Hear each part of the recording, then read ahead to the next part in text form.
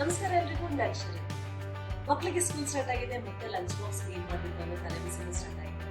ಇವತ್ತು ನಾನು ನಿಮಗೆ ಹೇಳ್ಕೊಟ್ಟಿರೋ ರೆಸಿಪಿ ಲಂಚ್ ಬಾಕ್ಸ್ ಅಲ್ಲಿ ಸಾಫ್ಟ್ ಆಗಿ ಟೇಸ್ಟಿಯಾಗಿ ಉಳಿಯುವಂತ ಒಂದು ಡಿಶ್. ಇದನ್ನ ಹೇಗ್ ಮಾಡೋದು, ಏನೆಲ್ಲ ಸಾಮಗ್ರಿಗಳು ಬೇಕು ನಾನಿಲ್ಲಿ 1 ಕಪ್ ಅಷ್ಟು ಗೋಧಿ ಹಿಟ್ಟು ತಗೊಂಡಿದ್ದೀನಿ. ತುರಿದಿರೋ ಮೊಜರೆಲ್ಲಾ ಚೀಸ್.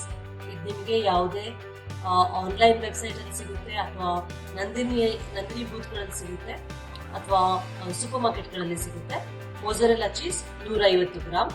ಒಂದು ದೊಡ್ಡದು ಬೇಯಿಸಿರೋ ಆಲೂಗೆಡ್ಡೆ ತಗೊಂಡಿದ್ದೀನಿ. 1 ಮೊಟ್ಟೆ. ನೀವು ವೆಜಿಟೇರಿಯನ್ಸ್ ಆದ್ರೆ ಇದನ್ನ ಸ್ಕಿಪ್ ಮಾಡಬಹುದು. ಸಣ್ಣದಾಗಿ ಹೆಚ್ಕೊಂಡಿರೋ ಕೊತ್ತಂಬರಿ ಸೊಪ್ಪು ಸ್ವಲ್ಪ, ಮೆಣಸಿನಕಾಯಿ ತುರಿ ಅಂದ್ರೆ chilli flakes 1 tea spoon, 1/4 tea spoon ಅಷ್ಟು ಅರಿಶಿನ ಪುಡಿ, ಸ್ವಲ್ಪ ಬೆಣ್ಣೆ, ರುಚಿಗೆ ತಕ್ಕಷ್ಟು ಉಪ್ಪು. ಒಂದು ದೊಡ್ಡ ಪಾತ್ರೆಗೆ ಗೋಧಿ ಹಿಟ್ಟು, ಮೊಜರೆಲ್ಲಾ ಚೀಸ್, ಸಣ್ಣಗೆ ಹೆಚ್ಕೊಂಡಿರೋ ಕೊತ್ತಂಬರಿ ಸೊಪ್ಪು, ಅರಿಶಿನ ಪುಡಿ, ಉಪ್ಪು, ಚಿಲ್ಲಿ ಫ್ಲೇಕ್ಸ್, ಆಲೂಗೆಡ್ಡೆನ ಇದರಲ್ಲಿ ತುರಿದು ಹಾಕೊಳ್ಳೋಣ. ಇದಕ್ಕೆ ಒಂದು ಮೊಟ್ಟೆನೂ ಹಾಕೊಳ್ಳೋಣ.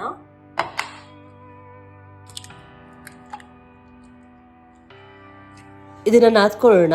ಚೀಸ್ ಮತ್ತೆ ಮೊಟ್ಟೆ ಇರೋದ್ರಿಂದ ಎಕ್ಸ್ಟ್ರಾ ನೀರು ಬೇಕಾಗಿಲ್ಲ.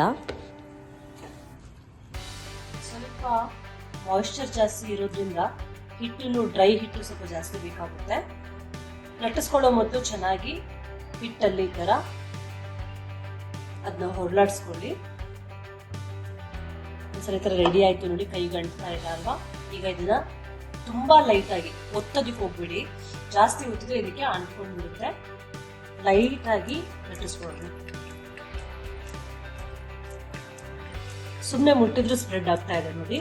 ಹಿಟ್ಟು ತುಂಬಾ ಸಾಫ್ಟ್ ಇದೆ. ಹಿಟ್ಟು ರೆಡಿ ಆದ ಕೂಡಲೇ ಇವುಗಳನ್ನ ಮಾಡ್ಕೊಳ್ಬೇಕಾಗುತ್ತೆ, ಇಲ್ಲಾಂದ್ರೆ ಹಿಟ್ಟು ನೀರು ಬಿಟ್ಕೊಳ್ಳುತ್ತೆ.